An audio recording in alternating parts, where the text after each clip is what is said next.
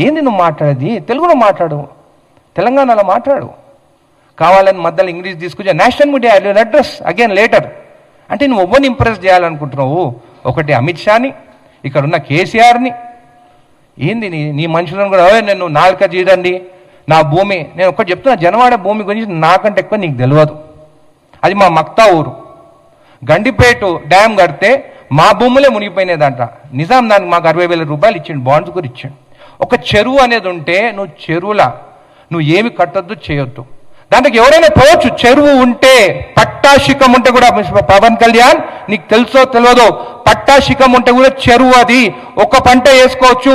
దాంట్లోకి గ్రామస్తులు పోవచ్చు, ఈత కొట్టుకోవచ్చు, చేపలు పెంచుకోవచ్చు. మా ముదిరాజ్ బిడ్డ చేపలు కూడా పెంచుకోవచ్చు. నీకు తెలుసో తెలియదో ట్రెస్ పాసింగ్ కేసు పెడతా అంటున్నావా? అంటే ఒక జర్నలిస్టులు పోయినారు. నేను నిన్న టీవీలో చూస్తాను, పోయింది జర్నలిస్టు కూడా నువ్వు స్వేచ్ఛ లేకుంటే ఈరోజు మాట్లాడతావా? నువ్వు ఎట్లా వస్తావు ట్రెస్ పాసింగ్ అంటే? మేము జర్నలిస్ట్ మీరు కూడా అడుగుతారు అంటే మీరు పోయి ఏదైనా వీడియో తీయాలంటే మీ పైన కేసులు పెడతారు. మళ్ళీ పాకిస్తాన్ అని మాట్లాడుతున్నావు అంటే నువ్వు ఏం మాట్లాడాలనుకుంటావు? మళ్ళీ ఎంఐఎం గురించి మాట్లాడినావు. నువ్వు ఏమి రెచ్చగొట్టాలనుకుంటావో నాకు అర్థమైతలేదు. నరదిష్టి అనే తెలంగాణ వారికి క్షమాపణ చెప్తావు అనుకున్నాను నేను ఈరోజు. అసలు నేను ఎవరి ప్రెస్ మీట్ నేను వినను. ఈరోజు నువ్వు మాకు క్షమాపణ చెప్తావని చూస్తే నువ్వు రెచ్చగొట్టి, మీ వాళ్ళకు కూడా రెచ్చగొట్టి కొట్లాటే దారి తీసుకొచ్చేటట్టు నువ్వు మాట్లాడుతున్నావు అంటే నీ సంస్కారం ఇదేనా అని చెప్పి నేను అడుగుతున్నాను. సరే, మరి 12 ఏళ్ళు ఎక్కడ పోయినావు? ప్రజారాజ్యం పార్టీ పోయినప్పుడు విలీనం కాంగ్రెస్ పార్టీతోనే అయింది. నువ్వు ఎక్కడ పోయినావు? దాని తర్వాత ఎక్కడ పోయినావు? మల్కాజ్గిరి నిలబడదాం అనుకున్నా అని అన్నావు. మరి ఎందుకు నిలబడలేదు? మొత్తం అన్నీ ఓడిపోయినారు. మీ వాళ్ళు అంటున్నారు అనిరుద్ధ్ రెడ్డికి నీకు అర్హత లేదు పవన్ కళ్యాణ్ మీద మాట్లాడితే ఇంకో అని. నేను ఒకటే అడుగుతున్నాను, నేను ఫస్ట్ టైం నిలబడ్డా, జడ్చల ప్రజలు నన్ను గెలిపించిండు. నువ్వు ఫస్ట్ టైం 2 ప్లేస్లు నిలబడితే నువ్వు ఎందుకు ఓడిపోయినావు? నీకన్నా ఎక్కువ అర్హత నాకున్నట్టే కదా. ఇంకోసారి మాత్రము నువ్వు ఇష్టం వచ్చినట్టు మాట్లాడి తిరుగు, నీ ఇష్టం ఉన్న దగ్గర తిరుక్కో. ఎవరొద్దంటుండు? గుజరాత్ పార్టీ పెట్టుకో, మహారాష్ట్రలో పెట్టుకో. గుజరాత్ అంటే నీకు అమిత్ షాని మోడీని చూస్తే భయమేమో నీకు, లేకుంటే ఏం ప్యాకేజ్ మాట్లాడుకున్నావు నువ్వు? ఇంతకుముందు చెప్పినట్టు ప్రొడ్యూసర్లు ఎవరు పెద్ద ప్యాకేజ్ ఇస్తే వాళ్ళ దగ్గర పోతాం. నా దగ్గర అయితే అంత ప్యాకేజ్ లేదు, నేను తీసుకొని నా కోసం తిప్పించుకునేదానికి జడ్చలలా. నాకు బహుశా తెలిసి జగన్ గారు ఏమైనా ఎక్కువ ప్యాకేజ్ ఇస్తే కూడా అటు కూడా పోవచ్చు. కాబట్టి ఇంకోసారి తెలంగాణ మీద మాట్లాడేటప్పుడు, పిచ్చి పిచ్చి మాట్లాడేటప్పుడు జాగ్రత్త, నోరు జాగ్రత్త అని చెప్తాను. 2 సినిమాలు ఎత్తిపోయినాయి. నువ్వు డిప్రెషన్లో ఉన్నావని నాకు తెలుసు. ఆ ఓజీ మూవీ ఎత్తిపోయే, ఉస్తాద్ భగత్ సింగ్ ఎత్తిపోయే. ఇంకో మూవీ వస్తే కూడా ఎత్తిపోతుందో మంచిగా ఉంటుంది. మేమందరం నీకు మూవీ హిట్ కావాలని అనుకుంటున్నాము. కానీ 2 మూవీలు ఫ్లాప్ అయిన దాని వల్ల డిప్రెషన్లా, అంటే ఎవరు డిప్రెషన్ ఉన్నా కానీ ఆ తెలంగాణ వాళ్ళు మేము సెంటిమెంట్ పీపుల్, ప్రేమతో చూస్తాం. ఆ ప్రేమ కోసం వచ్చినావేమో, ఆ ప్రేమ కోసం ఖచ్చితంగా చూస్తాము. నీకు ఏదైనా కానీ హైదరాబాద్ ఉండొచ్చు, ఎప్పటికీ ఉండొచ్చు. ఎందుకంటే ఇంకా నెక్స్ట్ దాంట్లో నీకు డిపాజిట్ వస్తుందో రాదో. అసలు ఆంధ్రప్రదేశ్ మీ సీట్లు మొత్తం గెలిపిస్తే ఈరోజు వాళ్ళని వదిలేసి నువ్వు ఇక్కడికి వచ్చి హైదరాబాద్లోనే ఉంటున్నావు. దాని గురించి మనం ఆలోచించు. మొన్న మోడీ గారు వస్తే ఎక్కడ కలిసిండా? నేను అమరావతిలో కలిసిండా, హైదరాబాద్లో కలిసిండా? హైదరాబాద్లో కలిసిండు. నేను ఏదంటే అది మాట్లాడి రెచ్చగొట్టి ఎంటుకలు ఎగరేసుకుంటా, నాకు అన్ని ఎంటుకలు లేవు అనుకొని ఇలాగ ఎగరేసేటట్టు. నువ్వేమని మాట్లాడినావు? మీది జాగిరా అని మాట్లాడతావా?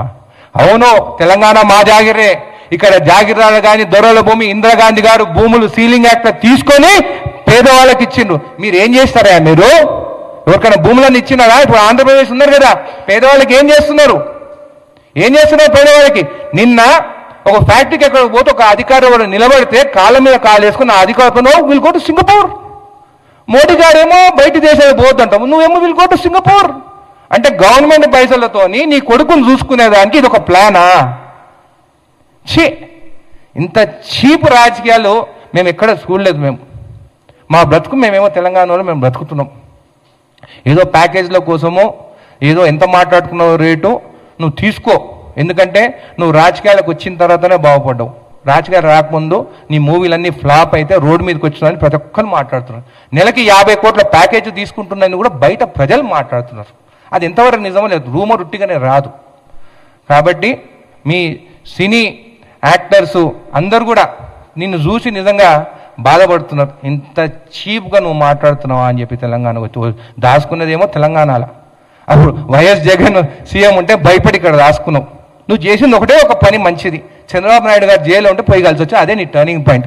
లేకుంటే ఈసారి కూడా అన్నీ ఓడిపోతుండే నువ్వు. కాబట్టి మళ్ళీ నోరు జాగ్రత్తగా ఉండండి. జనసేన వాళ్ళకు కూడా చెప్తున్నాను, మీరు ఇష్టం వచ్చినట్టు బట్టలు ఊరబిక్కి తంతం ఇంతమంత మాత్రం ఊరుకునే పరిస్థితి లేదు. మేము మంచిగా మాట్లాడుతున్నాము, తిరుక్కోండి, చేసుకోండి, అన్నీ నిలబడతారా నిలబడండి. బీఆర్ఎస్ బీజేపీతో ఎట్లా పొత్తు ఖాయమైపోయింది, ఆ ప్లాన్తోనే నువ్వు వచ్చినావు ఇక్కడికని ప్రతి ఒక్కరికి తెలుసు. వాళ్ళకేమో జనాలు వస్తలేవు వాళ్ళిద్దరికి. సో ఏం చేసిన ఒక సినిమా యాక్టర్గా నువ్వు వస్తే నేను చూసేదానికి జనాలు వస్తానని నేను పక్కకు పెట్టుకున్నారు. కాబట్టి ఆల్ ది బెస్ట్. కానీ నరదిష్టి అని నువ్వు తెలంగాణ ప్రజలను అన్నావు, మేము వదిలిపెట్టే ప్రసక్తినే లేదు. మా సెంటిమెంట్తో ఆడుకున్నాను, మా సెంటిమెంట్తో ఖచ్చితంగా నీకు బుద్ధి చెప్తాం.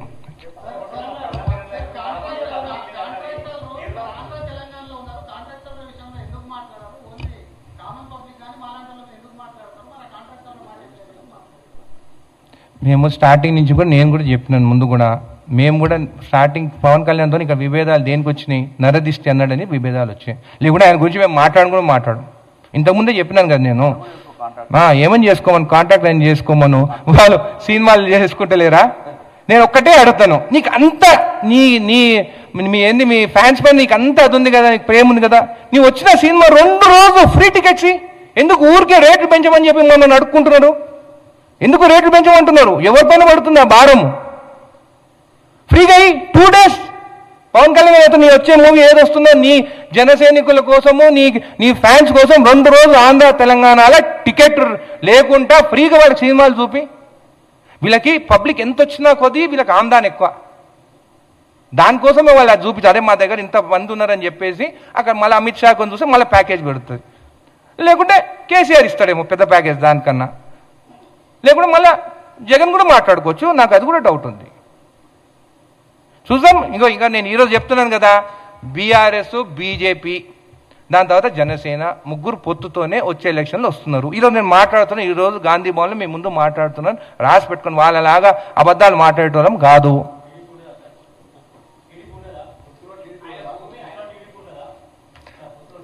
ఈరోజు అయితే నాకు ఆ 3 తెలుసు, అది కూడా నాకు తెలిసినప్పుడు అది కూడా మాట్లాడతా. ఈరోజు అయితే నాకు ఈ 3 తెలుసు.